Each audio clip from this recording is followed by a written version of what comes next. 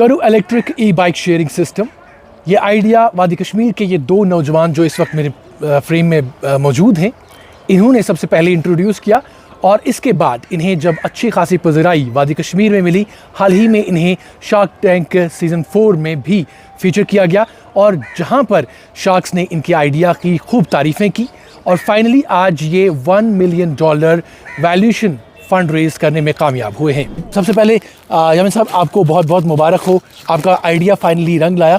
क्या है ये जो आप $1 मिलियन वैल्यूएशन है, क्या है ये? थोड़ा सा हमारे नाज़रीन को सबसे पहले बताइए। देखिए साहब, हमने रिसेंटली जो है अपना एक पहला फंड रेज़ कंप्लीट किया है, जिसको हम प्री सीड राउंड बोलते हैं। तो इस राउंड में हमारी जो वैल्यूएशन है $8 मिलियन की वैल्यूएशन पर $1 मिलियन की वैल्यूएशन पर हमने जो है इन्वेस्टमेंट रेज़ की है। तकरीबन आप मान लीजिए 8.5 करोड़ की वैल्यूएशन पर इंडियन रुपी। और इसमें जो है काफ़ी हमारे साथ जो एंजल इन्वेस्टर्स है बाहर के बहुत लोग जुड़े हैं। उसमें हमारे पास अभिषेक अग्रवाल जो कि एक्सियन के मैनेजिंग पार्टनर है, फिर हमारे पास जिनेश शाह जो omnivore one of the biggest funds of Asia, वो उनके फाउंडिंग पार्टनर हैं। तो काफ़ी ज़्यादा एंजल्स का उसमें सपोर्ट रहा। और अब जब हमने फंडिंग रेज़ कर ली है तो अब हमारे लिए जो है ग्रोथ प्लान्स को एग्जीक्यूट करना बहुत आसान हो जाएगा। और अब हम प्लान कर रहे हैं कि हम अपने ऑपरेशंस को कश्मीर के दूसरे इलाकों में भी फैलाएं और कश्मीर के बाहर भी इनको फैलाएं।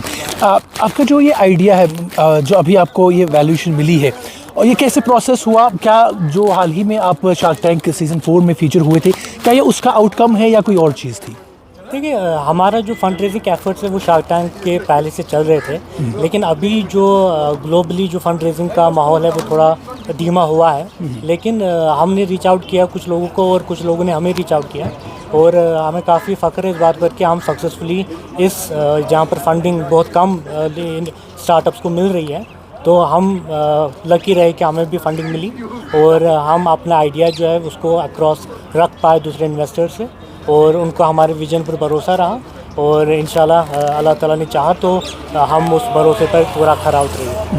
नाज़रीन, यामिन के साथ साथ हमारे साथ ज़ुबैर भी हैं। ये दोनों एंटरप्रेन्योर्स हैं जिन्होंने मिलकर इस आइडिया को एग्जीक्यूट किया है और इनसे भी जानने की कोशिश करते हैं। ज़ुबैर साहब, आप बताइएगा कि अब जब आपका आइडिया फाइनली जो है रंग ला रहा है, न सिर्फ वादी कश्मीर में बल्कि देश मुल्क भर में जो है अब इसकी पज़राई हो रही है और आपको अब फंड रेजिंग भी हो रही है, तो किस तरीके से आगे की प्लान्स हैं, क्या करने चाहते हैं आप?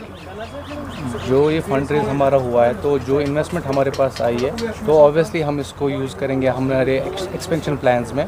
तो हमारे प्लान्स है लद्दाख कारगिल में जाने का और जो हिमालयन सिटीज़ है वहाँ पे अपना पब्लिक शेयरिंग सिस्टम इंट्रोड्यूस करने का।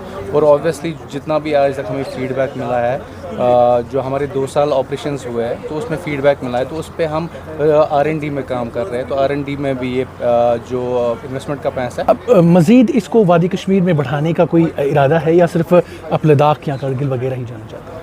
जी, कश्मीर में हमारे दूसरे डिस्ट्रिक्ट है, अनंतनाग है, गांदरबल में ऑब्वियसली हमने प्रीवियस ईयर स्टार्ट किया था। गांदरबल में हमारे 8 डॉगिंग स्टेशंस हैं तो वो रन कर रहे हैं। तो अनंतनाग में जाने का प्लान है और जो बाकी डिस्ट्रिक्ट है वहाँ पे जाने का प्लान है। बट जो हमारे इमीडिएट प्लान्स है उसमें हमारा कारगिल और लद्दाख भी आ रहा है और हिमालयन सिटीज़ भी आ रही है।